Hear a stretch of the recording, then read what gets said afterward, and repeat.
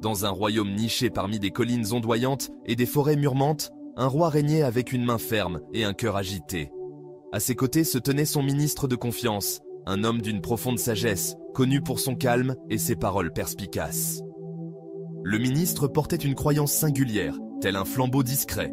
Tout ce qui arrive, peu importe son apparence, sert un bien supérieur. Cette conviction le guidait à travers les tempêtes de la vie, comme une boussole inébranlable dans un monde d'incertitude. Le roi, bien que sage à sa manière, était un homme d'action, prompt à juger et rapide à décider.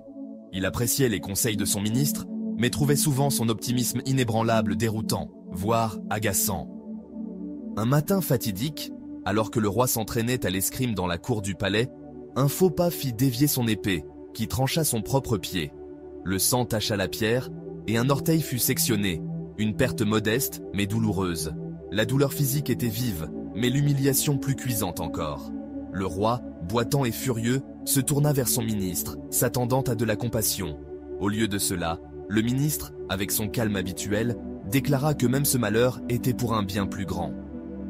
La colère du roi éclata comme un orage déferlant sur les collines. Comment la perte d'un orteil, une marque d'imperfection pour un monarque, pouvait-elle être autre chose qu'une malédiction? Son orgueil blessé autant que son corps, il jugea les paroles du ministre non seulement inutiles, mais insultantes. Dans un accès de rage, il ordonna que le ministre soit jeté dans le cachot le plus profond du royaume, un lieu froid et ténébreux où l'espoir s'attardait rarement. Alors que les gardes l'entraînaient, le ministre se retourna, un léger sourire illuminant son visage, et répéta son mantra « Tout arrive pour une raison, et cette raison est bonne ». Le roi, nourrissant sa douleur et sa rancune, rejeta les paroles du ministre comme les divagations d'un fou.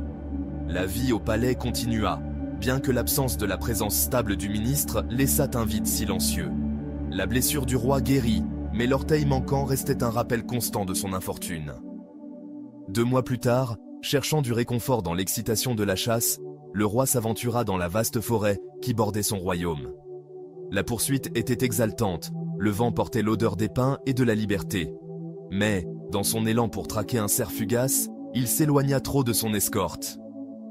La forêt, autrefois amie, devint traîtresse. Il était seul, perdu parmi des arbres séculaires. Des ombres surgit une tribu, le visage peint de symboles rituels, les yeux brillants d'intention. Ils liercent les poignets du roi avec des cordes rugueuses et le conduisirent à une clairière où se dressait un autel de pierre, marqué par les souvenirs d'offrandes passées. La tribu croyait apaiser ses dieux par des sacrifices, et un roi, majestueux et fort, semblait un don digne. Alors qu'ils le préparaient pour le rituel, leur chaman l'examina attentivement.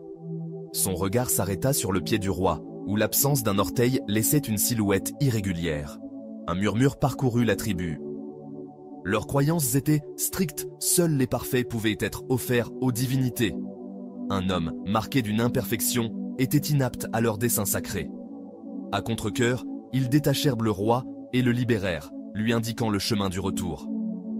Le roi revint en titubant dans son royaume, le cœur battant sous le poids de son évasion de justesse. En franchissant le seuil de son palais, les paroles du ministre résonnèrent dans son esprit, non plus comme une moquerie, mais comme une révélation. La perte de son orteil, jadis source de honte, avait été son salut. Humble et émerveillé, il ordonna la libération immédiate du ministre. Les portes du cachot grincèrent en s'ouvrant et le ministre apparut, son visage inchangé, comme si les murs de pierre n'avaient été qu'un nuage passager. Le roi, le cœur désormais ouvert, chercha à comprendre la vérité plus profonde. Il reconnut la sagesse du ministre, admettant que sa blessure avait bel et bien servi un dessein plus grand. Mais une question persistait, lourde de curiosité. Si la perte d'un orteil avait sauvé le roi, quel bien pouvait découler de l'emprisonnement du ministre? 2 mois dans une cellule humide, privée de liberté et de confort. Où était le bien là-dedans? Les yeux du ministre scintillèrent d'une compréhension silencieuse. Il expliqua que s'il n'avait pas été emprisonné, il aurait accompagné le roi à la chasse, comme à son habitude. Lorsque la tribu les aurait capturés, l'imperfection du roi l'aurait sauvé, mais le ministre, intact et sans défaut, aurait été jugé parfait pour le rituel. Le cachot, froid et impitoyable, avait été son bouclier, le protégeant d'un sort bien pire que les chaînes. Son emprisonnement, comme la blessure du roi, s'était entrelacé dans la trame d'un bien plus grand. Le roi resta silencieux, son esprit suivant les fils complexes du destin. Ce qui semblait être des tours cruelles de la fortune était en vérité une partie d'un dessein plus vaste, se déployant au-delà de la compréhension immédiate.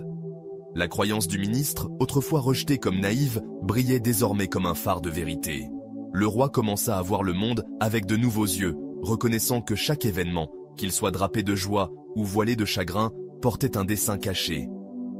Dès lors, le roi régna avec un cœur plus léger, moins prompt à juger les détours de la vie. Lorsque le malheur frappait, il s'arrêtait, se souvenant des paroles du ministre, et cherchait le bien qui pouvait se cacher sous la surface. Le royaume prospéra sous cette nouvelle sagesse, son peuple inspiré par un dirigeant qui affrontait les incertitudes de la vie avec courage et confiance. Le ministre, toujours humble, continua de servir, son sourire témoignant discrètement de sa foi inébranlable. La leçon tissée dans leur histoire se répandit au-delà des murs du palais, portée par les vents du temps. Elle murmurait à tous ceux qui voulaient l'entendre. Chaque moment, chaque perte, chaque détour inattendu porte un dessein. Ce qui semble une adversité peut être un don déguisé, une étape vers quelque chose de plus grand. Juger un événement comme bon ou mauvais sur le moment, c'est ne voir qu'une moitié du tableau. La vie, dans son infinie complexité, demande de la patience, de la foi en ce que chaque fil, aussi emmêlé soit-il, se tisse vers une signification plus profonde. Ainsi, le roi et son ministre, à travers leurs épreuves, enseignèrent qu'une vie bien vécue consiste à faire confiance au bien invisible, à avancer avec espoir, en sachant que tout, avec le temps, révèle son dessein.